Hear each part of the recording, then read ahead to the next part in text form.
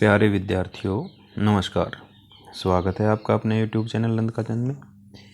आज हम आपके लिए लेकर आए हैं कक्षा 7वीं के लिए मध्यावधि परीक्षा का जो हिंदी विषय का पाठ्यक्रम है, वो जो आपकी आज से मिड टर्म परीक्षाएँ जो शुरू हो रही हैं, उनके लिए जो आपका कक्षा 7वीं का हिंदी का पाठ्यक्रम है, उसको हम करेंगे कि आपके किन किन पाठों में से प्रश्न पूछे जाएंगे, किन में से गद्यांश पूछे जाएंगे तथा हिंदी व्याकरण या लेखन का कौन सा सिलेबस आपकी परीक्षा में आना है। तो प्यारे विद्यार्थियों, अगर आप हमारे चैनल पर नए हैं तो हमारे चैनल नंद का चंद को ज़रूर सब्सक्राइब कर लें और बेल आइकन को भी प्रेस कर लें ताकि आपको आने वाली अगली वीडियो का नोटिफिकेशन समय से प्राप्त हो जाए और आप अपनी परीक्षा की तैयारी अच्छी तरह से कर सकें। तो हम देखते हैं सबसे पहले जो हमारी पाठ्य पुस्तक है उसके कौन से जो पाठ हैं वो आने हैं। पाठ्य पुस्तक हमारी वसंत भाग 2 है। इसमें से पाठ 1 हम पंछी उन्मुक्त गगन के, जिसके कवि शिवमंगल सिंह सुमन हैं, उस पाठ में से, उस कविता में से आपसे गद्यांश पर काव्यांश पर आधारित प्रश्न पूछा जा सकता है या इसमें से आपसे प्रश्न उत्तर पूछे जा सकते हैं, जिनका सही उत्तर चुन करके आपको अपनी उत्तर पुस्तिका में लिखना होगा। अब आता है पाठ नंबर 2 दादी माँ, जिसके लेखक शिव प्रसाद सिंह हैं। इस पाठ में से आपसे गद्यांश या प्रश्नोत्तर पूछे जा सकते हैं। पाठ नंबर 4, पाठ नंबर 2 के बाद सीधा आपका पाठ नंबर 4 है, जिसका शीर्षक है कठपुतली, जिसके कवि हैं भवानी प्रसाद मिश्र। इस कविता में से भी आपसे प्रश्नोत्तर या काव्यांश पर आधारित प्रश्न पूछे जा सकते हैं। इसके बाद पाठ नंबर 4 के बाद है पाठ नंबर 6 रक्त और हमारा शरीर। रक्त और हमारा शरीर जो पाठ है ये यतीश अग्रवाल द्वारा लिखित है और इसमें से भी आपसे गद्यांश या प्रश्नोत्तर पूछे जा सकते हैं। पाठ नंबर 6 के बाद पाठ नंबर 7 है पापा खो गए थे, जो विजय तेंदुलकर के द्वारा लिखा हुआ है। आपको दिखाई दे रहा है विजय तेंदुलकर।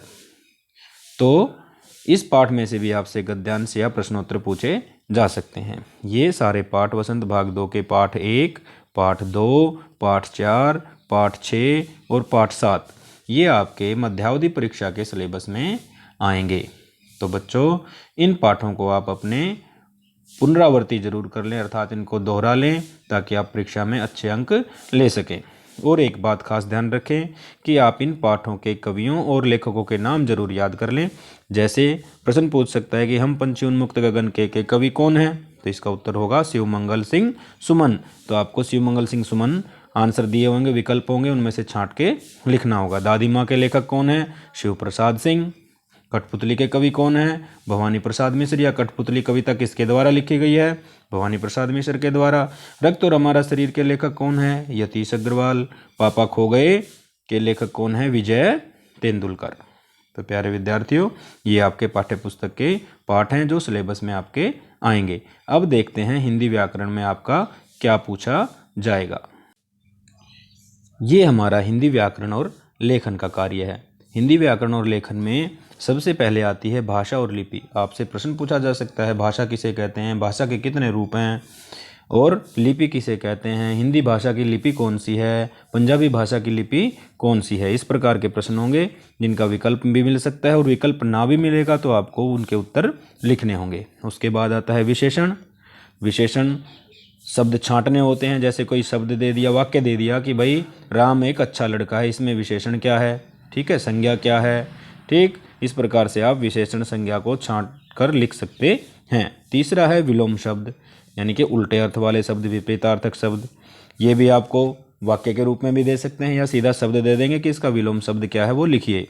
चौथा है मुहावरे। आपकी जो पाठ्य पुस्तक के पाठों में अभ्यास प्रश्नों में जो मुहावरे आते हैं वो भी हो सकते हैं, या और मुहावरे जो आपकी हिंदी व्याकरण में हैं उनमें से भी आपको मुहावरे मिल सकते हैं। फिर आता है पत्र लेखन। पत्र लेखन में आ जाए कि आप अपने प्रधानाचार्य को 2 दिन की छुट्टी के लिए प्रार्थना पत्र लिखिए, या आप अपने प्रधानाचार्य को विद्यालय छोड़ने का प्रमाण पत्र लेने के लिए प्रार्थना पत्र लिखिए, या अपने मित्र को जन्मदिन की शुभकामनाएं देने के लिए एक पत्र लिखिए। इस प्रकार से आपसे पत्र लेखन लिखवाया जा सकता है। इसके बाद आएगा निबंध लेखन या अनुच्छेद लेखन। इसको निबंध को वो अनुच्छेद भी लिख सकता है, ठीक है। अनुच्छेद लेखन।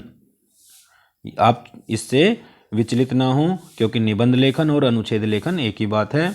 आपको कोई विषय दे देगा, विषय दे दिया जैसे धूम्रपान या प्लास्टिक का उपयोग या व्यायाम के लाभ, इन पर निबंध लिखिए या अनुच्छेद लिखिए। फिर आएगा आपका अपठित गद्यांश या पद्यांश। एक गद्यांश आ सकता है जो कि आपके किसी भी पाठ में से होगा, आपकी पाठ्य पुस्तक के पाठों में से नहीं होगा। वो छठी की पाठ्य पुस्तक में से हो सकता है, 8वीं की पाठ्य पुस्तक में से हो सकता है, यानी कि आपने उसको पढ़ा नहीं है। उसका अपठित का मतलब होता है कि आपने उसको पढ़ा नहीं है, ऐसा पद्यांश या गद्यांश। पद्यांश होता है कविता का अंश और गद्यांश होता है पाठ का अंश। ठीक है, इसको देगा और उसके बाद इससे में से प्रश्न पूछेगा। तो प्यारे बच्चों, आपने सबसे पहले अपठित गद्यांश को ध्यानपूर्वक पढ़ना है और फिर उसके उत्तर सही छांट करके आपने अपनी उत्तर पुस्तिका में लिखने हैं। इसके बाद आएगा विराम चिन्ह, जो आपकी हिंदी व्याकरण का विषय है कि विराम चिन्ह, अल्प विराम कहाँ लगता है, पूर्ण विराम कहाँ लगता है, या इनमें से यह चिन्ह पहचानिए प्रश्नवाचक चिन्ह का। मान लो ये निशान दे दिया, इस चिन्ह को पहचानिए, ये प्रश्नवाचक है, पूर्ण विराम है, अल्प विराम है। इस प्रकार से आपसे प्रश्न पूछ सकता है। तो प्यारे विद्यार्थियों, ये आपका हिंदी विषय का कक्षा 7वीं का मध्यावधि परीक्षा, जो मिड टर्म की परीक्षा आज से शुरू हो रही हैं, उनका सिलेबस है। आप इसको अच्छी तरह से अपनी हिंदी की परीक्षा से पहले जरूर दोहरा लें ताकि आपको अच्छे अंक प्राप्त हों। प्यारे बच्चों, वीडियो को अंत तक देखने के लिए आपका बहुत बहुत धन्यवाद। और अगर हमारी वीडियो आपको अच्छी लगती हो तो हमें कमेंट करके भी ज़रूर बताएं और इन्हें लाइक करें, शेयर करें। और जिन्होंने अभी तक हमारे चैनल नंद का चंद को सब्सक्राइब नहीं किया है तो हमारे चैनल को सब्सक्राइब भी कर लें। धन्यवाद।